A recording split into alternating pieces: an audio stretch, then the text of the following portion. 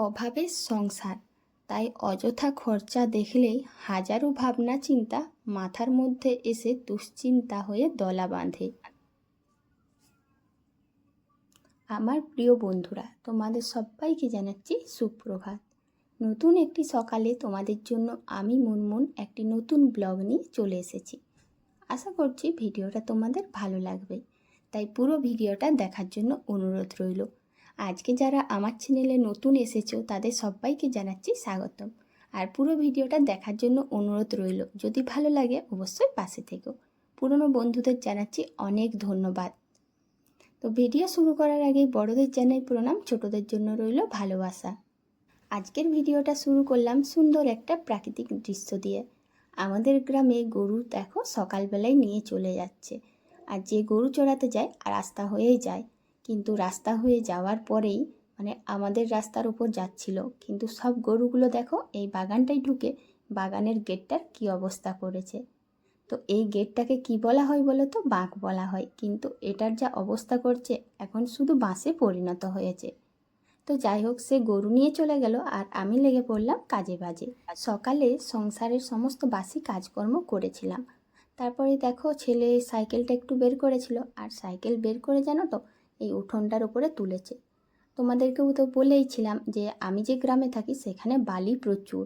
আর এই যে বৃষ্টি হলো কদিন ধরে, একবার বৃষ্টি একবার রোদ, তো এত বালি জানো তো, একবার সাইকেলটা তুলে দিতে পুরো জায়গাটাতে এত বালি হয়েছে যে আর চলা যাচ্ছে না। আর ঘরের মধ্যে ঢোকার সময় যদি বালি থাকে একদমই ভালো থাকে না।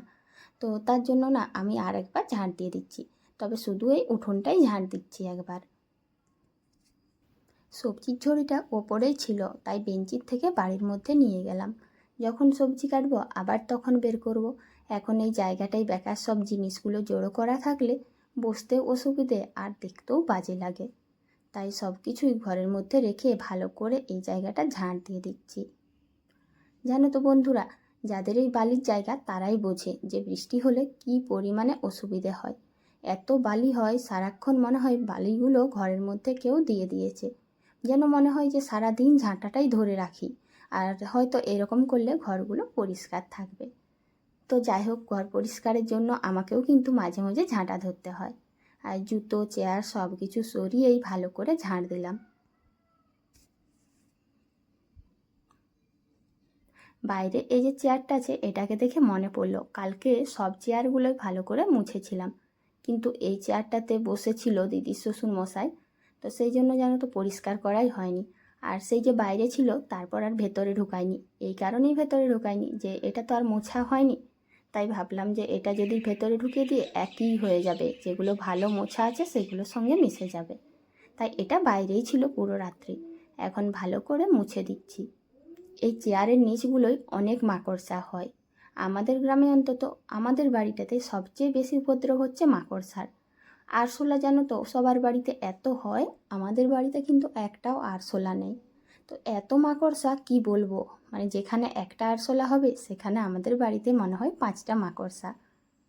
তারপরে চেয়ারটা ঢুকিয়ে চলে এলাম বাগানের মধ্যে।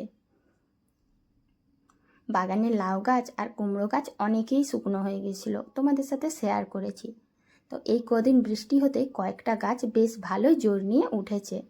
এই যে মাচাটা দেখছো মাচার ওপরে, আর একটা কিন্তু আগে থেকেই ছিল, সেটাতেই লাউগুলো দুদিনের মধ্যেই অনেকটা বড় হয়ে গিয়েছে। আর লাউটা কাটতে চলে এলাম। তো আগের দিন তো দেখলেই সেইভাবে বিশেষ কোনো সবজি ছিল না, তাই ঘরের সমস্ত কাজকর্ম করে রান্নাবান্নার চিন্তাটা মাথায় চলে এলো, তাই চলে এসেছি বাগানে একটা লাউ কাটতে।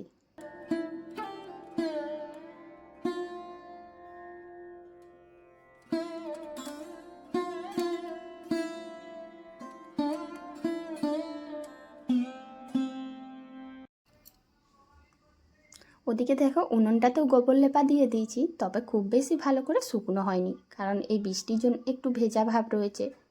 তো ওই যে দেখলে আমার সাথে একজন চা খাচ্ছে, ওটা তো পিসি আগের দিন দেখিয়েছিলাম। তো পাড়ার এই পিসি হয়, আর ওর বাড়িতে না গরু রয়েছে, সেই জন্য গোবরে যে গোবর লেপা দিই উনুনটা বা উঠোনটা, তার জন্য ওই পিসিটা গোবর এনে দেয়। তো গোবর এনে দিয়েছে, তাই বললাম বসো একটু চা খাবে। আর জানো তো একটু চা করতে গিয়ে অনেকটাই হয়ে গেল, তাই আমি ভাবলাম এই চাটা ফেলার থেকে নিজেও একটু খেয়ে নিই। আর যেহেতু আজকে সকালে আমিও চা খাইনি, তাই বেকার নষ্ট হবে ভেবে না আমি চাটা খেয়ে নিচ্ছি। সত্যি বলতে কি, অযথা নিজের দোষেই হোক বা অন্যের জন্যই হোক, শুধু শুধু যদি বাড়িতে মানে খরচটা বেশি হয় বা নিজেদের হাতেই খরচ বেশি হয়, সেই অযথা খরচগুলো না মানে একটু মেনে নেওয়া যায়নি। তাই কিছু তো আর করার নেই, সেই জন্য চাটা খেয়ে নিচ্ছি। যেহেতু এটা খাওয়া যাবে, নষ্ট কেন করব, তাই চা আর বিস্কুট খাচ্ছি আর পিসির সাথে একটু গল্প করছি। তবে আমার দিকে এমনভাবে তাকিয়ে আছে, বুঝতে পারিনি যে আমি তার ভিডিও করছি। সকালে দিয়ে গেছে দিদির শ্বশুরমশাই তেলাপিয়া মাছ। আর জানো তো বন্ধুরা, যারা এই তেলাপিয়া মাছ দেখেছো বা কেটেছো তারাই বুঝবে এই মাছটা কাটতে কতটা কষ্ট। এই মাছটা খেতে অনেকটাই ভালো সুস্বাদু, মানে অন্যান্য যে বড় মাছ হয় তার থেকে খুব ভালো স্বাদ, খুব মিষ্টি লাগে। আবার পুকুরের মাছ, কিন্তু এই মাছটা কাটা খুবই জটিল বিষয়। আমি তো প্রথম এই মাছ কাটতেই পারতাম না, আর এখনও কাটতে বসেছি, কিন্তু মনের মধ্যে একটা ভয় রয়েছে পারবো কি না। তো যাই হোক, শেষ পর্যন্ত একটু একটু করে না যা হোক মানে এইটুকু করে পাখনাগুলো কাটতে পারছি। আর পাখনা তো না, এগুলোকে বলা যায় কাঁটা।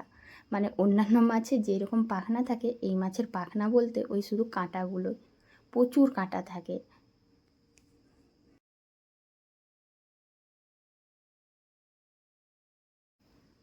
মাছগুলো ভালো করে কেটে নিয়েছি, আর এই মাছগুলো কাটতে আমার প্রায় আধ ঘন্টা মতো গিয়েছে। তো তাই তোমাদের সাথে আর পুরো ভিডিওটা শেয়ার করলাম না। এই কলপাটটাতেই আমাদের সারাদিনের অর্ধেকটা সময় চলে যায়। মাছগুলো কাটার পরে এই কলপাটটা পরিষ্কার করে নিচ্ছি। জানো তো, যে কোনো আঁশ জিনিস, বিশেষ করে মাছ মাছ যদি কাটা হয় যে জায়গাটায়, সঙ্গে সঙ্গে যদি আমরা ধুয়ে সেই জায়গায় ফিনাইল না দিই বা খুব বেশি জল না ঢালি, খুব বেশি গন্ধ ওঠে। আর আমি তো জানো মাছের একটু গন্ধ সহ্য করতে পারি না।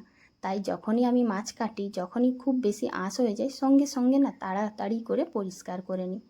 তো দেখো, জল দিয়ে পরিষ্কার করলাম, কিন্তু জল দিয়ে পরিষ্কার করতেও একটু গন্ধ উঠছিল, তাই একটু ফিনাইল দিয়ে দিয়েছি।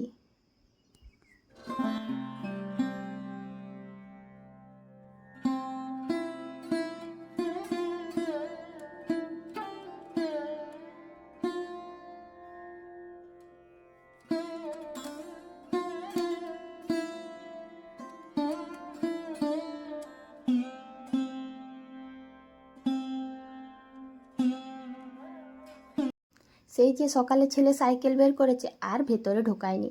এদিকে আবার যা রোদ উঠেছে, তো এত রোদের মধ্যে সারা দিন সাইকেলটা পড়ে থাকলে সাইকেলটা তাড়াতাড়ি খারাপ হবে। আর ছেলে তো তার পড়তে গিয়েছে, তার কোনো চিন্তা নেই। তাই আমি দেখতে পেলাম যে সাইকেলটা বাইরে আছে, তাড়াহুড়ো করে তুলে নিলাম। আর একবার জিনিস দেখে যদি পরে করবো ভাবি, তাহলে দেখবে সারাদিন সেটা সেখানেই রয়ে যায়। কারণ আমাদের তো সংসারে একটার পর একটা কাজ লেগেই থাকে। তাই যদি সঙ্গে সঙ্গে দেখে করে কাজটা না করি না, সেটা পড়ে থাকে। আর সাইকেল জিনিসটা কোথায় কি টিউব খারাপ হয়ে যাবে, সেই জন্য যাতে খরচটা অন্তত বেশি না হয়, যতটা পারি না সংসারে সাশ্রয় করার চেষ্টা করি। আর এই ছোটোখাটো বিষয়গুলো একটু নজরে রাখি, যাতে অযথা নিজেদের দোষেই না নিজেদের ক্ষতি হয়। তো সাইকেলটা তুলে করে জল ধরতে চলে এসেছি। তো জানো তো বন্ধুরা, আজকে খুব বেশি জলের দরকার নেই, তো গোটা কয়েক বোতল আর একটা বালতিতে জলটা ভরে নিলাম। কি বন্ধুরা, একটু নতুন কিছু দেখছো? হ্যাঁ গো, তো তোমাদেরকে বলেই দিই, আমি যখন মাছ কাটলাম তখন কাটলাম তেলাপিয়া মাছ। আর এখন দেখো, মাছ ভাজবো বলে মাছে যে নুন হলুদ মাখাচ্ছি, সেগুলো কিন্তু বড় বড় মাছের পিস। তো এটাই হচ্ছে আজকের বিষয়। তো দেখো, ছোট ছোট তেলাপিয়া মাছগুলো না দিদির বাড়িতে দিয়েছিল। আর এদিকে কি কাণ্ড ঘটেছে বলো তো, যখন আমি অন্যান্য কাজ করছিলাম তখন সেই মাছগুলো বিড়ালে এসে খেয়ে গেছে। তো আমাদের বাড়িতে বিড়াল নেই, তো তার জন্য ভেবেছিলাম যে ঢাকা দেওয়া থাক, এখনই তো মাছ ভাজবো। কিন্তু কয়েক মিনিটের মধ্যেই সব মাছ খেয়ে চলে গিয়েছে। আর তোমাদের দাদাভাই যখন জানতে পারলো, তখন সে কি করেছে, বাজারে গিয়েছিল মাছ আনতে। তো মাছ আনতে গিয়ে দেখেছিল যে একটা বড় মাছ ছিল, তাই সেখানে যে মাছ কাটে সে একটু জোর করে এতটা মাছ দিয়ে দিয়েছে। তো মাছ তো দিয়েছে অনেকটাই, আর সঙ্গে দিয়েছে দেখো মাছের ডিম। আর এটাই হচ্ছে আমার দুশ্চিন্তা, যে এরকম যদি কেউ কিছু বলে সেটাই যে করতে হবে, এটা কোনো মানে না। তো দেখো, যজন আছি সেইভাবে যদি মাছ আনতো ঠিক ছিল, অযথা এতটা খরচা করার কি দরকার ছিল। তো তোমাদের দাদাভাই অনেকগুলোই মাছ নিয়ে এসছে, তার সঙ্গে মাছের ডিম। আর লাউটা তুলেছিলাম, ভেবেছিলাম করব, কিন্তু মাছের তরকারি হবে, মাছের ডিম হবে, তো এতটা খরচের পর আরও লাউ, তাই লাউটা রেখে দিলাম। তোমাদের দাদাভাই এরকমই করে, যখন কিছু কিনতে যায় তখন যে যা বলে সেইভাবে জিনিসগুলো নিয়ে নেয়। একবারও এরকম ভাবনা চিন্তা করে না যে জিনিসটা আমার ঠিকঠাক হবে কিনা, বা বেশি হয়ে যাচ্ছে, বা আমাদের সংসারে এতটা প্রয়োজন নেই। তো এই সব বিষয়গুলো না দেখে যদি কেউ বাজার টাজার না করে, তো দেখবে অনেকটাই সংসারের ক্ষতি হয়। মানে যে জিনিসটা আমার আজ প্রয়োজন নেই, সেটা আজকে না খরচা করে যদি আমি কাল করতাম, যেমন এতটা মাছ আজকে না কিনে যদি আমি পরের দিন কিছুটা মাছ কিনতাম, বা এমনও হতো যে মাছটা আজ কিনেছি তো ঠিক আছে, মাছের ডিমটা পরের দিন কিনবো, তাহলে কি হলো, দুটো জিনিস একই দিনে হলো না, আর অযথা খরচাও হলো না। তো জানো তো বন্ধুরা, এই যে ছোট ছোট বিষয়গুলো, সংসারের খরচের বিষয়গুলো, এগুলো যদি বাড়ির সবাই একটু সবাই একটু হিসেব করে চলে বা নিজেদের প্রয়োজনটা বোঝে, তাহলে হয়তো আমাদের মাথায় এত চিন্তা ঘুরবে না, এত দুশ্চিন্তা আসবে না। আর শুধু মাছ না, প্রতিটা ক্ষেত্রেই যদি আমরা একটু ভাবনা চিন্তা করে চলি, প্রয়োজনের বেশি খরচ না করি, তাহলে হয়তো কিছুটা আমাদের সাশ্রয় হবে। পরের দিনের খরচের জন্য আর ভাবনা চিন্তা করতে হবে না। তো পরিস্থিতি মানুষের কখন কি আসে বলা যায় না, তাই সব সময় আমাদেরকে একটু হিসেব করে কন্ট্রোল করে চলতে হবে। তো কি করব, তোমাদের দাদাভাইয়ের সাথে একটু ঝগড়াঝাটি করলাম, যে কেউ বলল বলে এত মাছ নিয়ে নিলে, এত জিনিস নিয়ে নিলে। আর এদিকে আবার কি বলো তো, লাউটাও করতে বলছিল, তো সেটা বলছিল বাবা। তাই বললাম এতগুলো তরকারি আজকে কেন অযথা করব। তাই বাবা বললেন ঠিক আছে, সেই জন্য রেখে দিলাম। আর দেখো মাছগুলো এখন ভাজছি, আর মাছের ডিমের বড়া তো ভেজেই নিলাম ওই মাছের তেলটা দিয়ে। তেলাপিয়া মাছগুলো দিয়েছিল দিদির শ্বশুর বাড়ি থেকে, সেই জন্য প্রথমবারের খরচটা অন্তত নিজেদের থেকে হয়নি। না হলে এটা কিন্তু আবার দুশ্চিন্তার বিষয় ছিল, যে প্রথমে একবার খরচা হলো, মাছগুলো বিড়াল খেলো, তারপরে আবার একবার। তো ওটাই একটা রক্ষে, যে প্রথমে যে মাছগুলো দিয়েছিল ওটা কেনা ছিল না। তবুও ঘরের একটা জিনিস খেয়ে নেওয়া মানেই খুব খারাপ লাগে। তো কি করব, বেড়ালটা যে এভাবে খাবে বুঝতে পারিনি। তো এখন দেখো বন্ধুরা, এখন ঝিঙে আর আলুটা কেটে নিয়েছি, এখন মাছের পাতলা ঝোল করব। এই গরমকালের দিনে ঝিঙে আলু দিয়ে ভালো করে রুই মাছের যদি পাতলা পাতলা ঝোল করা হয়, দেখবে সেটা কিন্তু খুবই খেতে ভালো লাগবে। আর কথাই আছে রুই মাছের পাতলা ঝোল, এটা বেশ সুস্বাদু। তো অনেকটা সময় নিয়ে মশলা কষে আমি রান্নাটা করে দিলাম। দেখো আমার মাছের ঝোল রেডি হয়ে গিয়েছে। তো বন্ধুরা, আমার এই ব্লগটা তোমাদের কেমন লাগলো অবশ্যই কমেন্ট করে জানাবে। আর আমার যারা বন্ধুরা রয়েছে সবাই নিশ্চয়ই বুঝতে পারছো, যে বাড়িতে অযথা যদি বাড়তি খরচ হয়, তখন কিন্তু বাড়ির বউদের মাথায় হাজারো চিন্তাভাবনা ঘুরে। তো এই জিনিসগুলো কিন্তু আমাদেরকেই লক্ষ্য রাখতে হয় গো। তো আমি কি কিছু ভুল বললাম অবশ্যই জানাবে কিন্তু। আর এদিকে দেখো মাছের ডিমের বড়া আর মাছের ঝোল রেডি হয়ে গেছে, এরপর সবাই খাওয়া দাওয়া করবো। তো চলো সবাই, আজ এখানেই শেষ করছি, টাটা।